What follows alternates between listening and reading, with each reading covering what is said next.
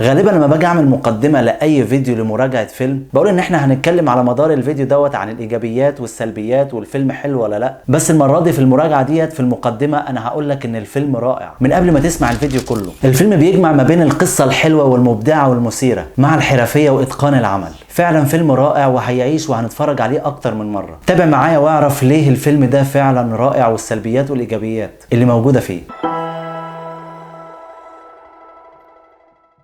فيلم أهل الكهف بيتكلم عن أهل الكهف، 7 أفراد دخلوا كهف وناموا فيه 300 سنة، وبعد ما صحيوا من النوم لقوا نفسهم في مجتمع مختلف وناس مختلفة وظروف حياتية مختلفة. الفيلم بيحكي عن صراعهم مع الظروف والناس اللي في المجتمع دوت وفي الزمن ده. هي دي فكرة الفيلم باختصار.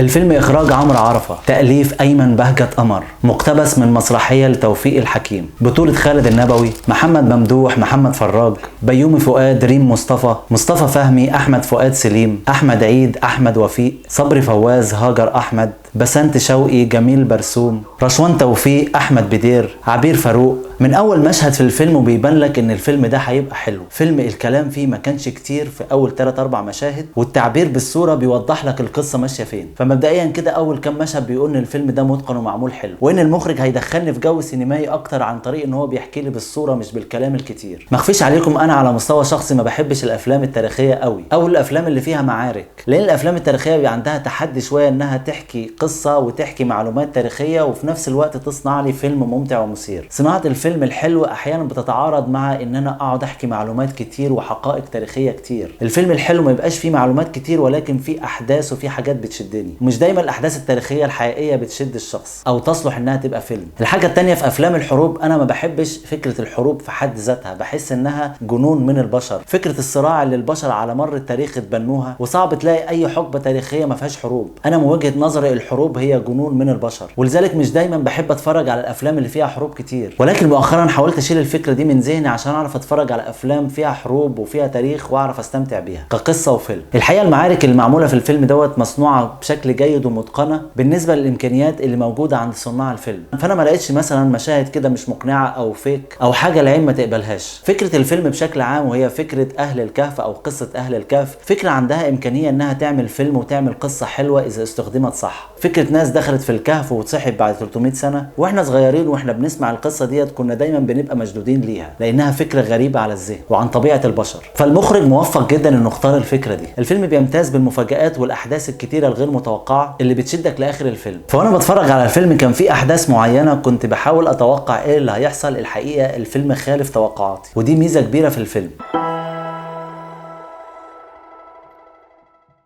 حاجة تانية بتميز الفيلم هو عدم الاعتماد على المعجزات، لأن في أفلام كتيرة بتكون دينية أو تاريخية بيعتمدوا على فكرة المعجزات، لأنها إلى حد ما ممكن تكون مقبولة في قصة زي دي، قصة إلى حد ما قصة دينية، فلو قلنا في النص إن في معجزات بتحصل الناس هتتقبلها، ولكن ده ما بيبقاش في مصلحة الفيلم، لأن في تكوين أي قصة بيحصل فيه عقد وفي حاجات مفروض المخرج أو المؤلف يحلها. في عالم الأفلام المعجزات تعتبر استسهال من المؤلف، لما تتحط في حتة مش عارف تخرج منها تجيب لها شيء غير منطقي أو معجزات بتحصل، وكان ممكن المؤلف يقع فيها هنا في الفيلم دوت، وكان هيبقى عنده المنطقيه برضو بان الفيلم ديني وممكن يحصل فيه معجزات، ولكن المؤلف هنا بعد عن حته الاستسهال وانه يجيب معجزه بتحصل بتحل القصه معانا. من المشاهد اللي عجبتني مع بعض الحرق البسيط، مش هحرق كل الفيلم، اهل الكهف قبل ما يروحوا للكهف ويهربوا من الملك الظالم في المدينه، الملك كان حابب يعاقبهم فخد بطلين من الفيلم وحطهم في ساحه، وفي الساحه دي بيدخل عليهم محاربين كتير بمراحل مختلفه بحيث ان هو بينفذ فيهم حكم الاعدام ولكن بطريقه مؤلمه اكتر. انا قلت بما ان الناس دي لازم هتنجو كده كده عشان هيروحوا الكهف بعد شويه، فالمخرج مش معقول 2 في وسط ساحه وحواليهم جيوش وحواليهم ناس كتير هيقدروا ينجوا من الموقف ده الا اذا حطينا معجزه. وقلت اكيد هتحصل معجزه دلوقتي والناس هيخرجوا من الموقف دوت ومش هيموتوا. وقلت لو حصل فعلا معجزه في النقطه ديت يبقى فعلا كاتب السيناريو والمخرج استسهلوا، انما اللي حصل عكس توقعاتي وما حصلش معجزه وحصلت حاجات تانية خلتهم ينجوا من الموقف ده، وبالنسبه لي كانت مرضيه. من المشاهد اللي عجبتني برضو بدون حرق، مشهد لملك يهودي في الفيلم بيعذب المسيحيين وبيحرقهم. على طول المشهد ده بيذكرنا بالواقع اللي احنا فيه دلوقتي اللي بيحصل في غزة. وطبعا الفيلم فيه مشاهد كتير حلوة انا مش هحرقها واسيبكم تتفرجوا على الفيلم بنفسكم.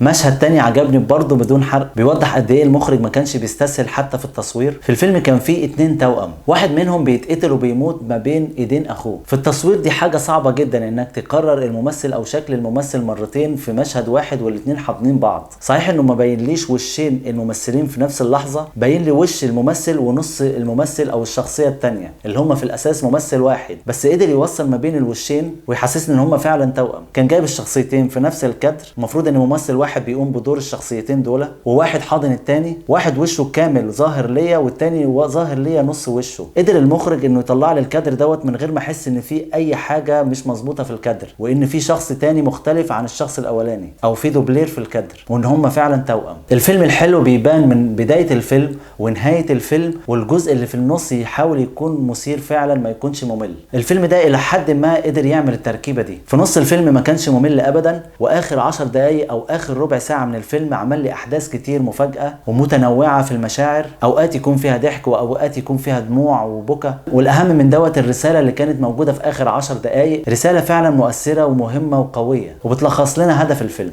ده دخلنا في النقطه اللي جايه وهي القيمه اللي بيقدمها الفيلم. الفيلم فعلا بيقدم قيمه مهمه جدا، وهي فكره السياسه والدين والناس الصالحين. غالبا السياسه والدين بيبقى فيهم ارتباط كبير في اي عصر من العصور، اما السياسيين بيحاولوا يستغلوا الدين او ناس صالحين ولهم علاقه بالدين والسياسيين بيضطهدوهم لانهم صحاب مبدا ومبادئهم بتتعارض مع السياسه. وده اللي حصل لاهل الكهف، كانوا هربانين من السلطه وقتها ودخلوا الكهف يستخبوا. حاجه تانية في الفيلم مهمه جدا هي سهوله الفهم. في احيان كتير الافلام التاريخيه عشان بيبقى فيها معلومات كتير او هم عايزين يعرضوا اكبر قدر من المعلومات والاحداث، فساعات بيبقى الموضوع مش مفهوم. ساعات بيجيب لي حدث من الشرق وحدث من الغرب وعايز يربط لي الامبراطوريه ديت بالامبراطوريه ديت والناس دي، ويجيب لي كل الشخصيات في مشاهد قليله، فساعات المشاهد بيفقد تركيزه وما بيعرفش يجمع كل الخيوط دي. الفيلم ما كانش فيه النقطه دي خالص، يمكن عشان قصه اهل الكهف قصه مش متشعبه قوي، ودي كانت حاجه ايجابيه في الفيلم ان انا بسهوله بفهم الفيلم، مفيش اي حاجه بتعدي عليا. لو جينا على الاداء التمثيلي كان رائع من اغلب الناس اللي مثلوا في الفيلم ده. احمد عيد اضاف بلمساته والمشاهد اللي ظهر فيها بعض الكوميديا اللي كانت بتخفف علينا الاحداث. لو هنتكلم على بعض السلبيات اللي في الفيلم،